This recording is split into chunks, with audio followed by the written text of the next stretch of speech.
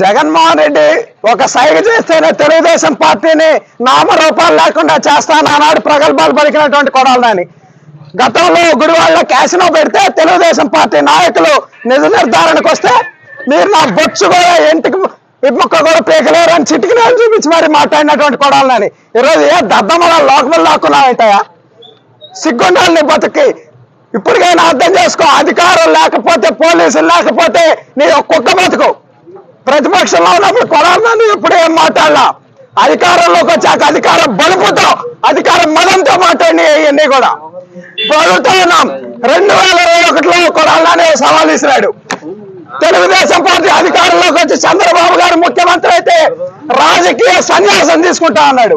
ఈరోజు అడుగుతా ఉన్నాం కొడాలని రాజకీయ సన్యాసం తీసుకోవడానికి రెడీగా ఉన్నామని అడుగుతా ఉన్నాం. ఇంట్లో దాక్కున్నాడు, పిరిగి పొంత దాక్కున్నట్టు. గుడివాడ ప్రజలు భారీ మెజార్టీతో తెలుగుదేశం పార్టీని గెలిపించారంటే అది నీ మీద ప్రజలకు ఉన్నటువంటి ఒక చేత్కారం అని ఈ సందర్భంగా తెలియజేస్తా ఉన్నాం. ఈ రోజు కొడాలని చెప్తా ఉన్నాం, ఇది ట్రైలర్ మాత్రమే. సినిమా ముందున్న రాజా లోకేష్ గారి ఆధ్వర్యంలో మళ్ళీ అంకుశ సినిమా తీపోతా ఉన్నారు. నిన్నే రామిరెడ్డి గారు పెడతారని కూడా ఈ సందర్భంగా చెప్తా ఉన్నాం.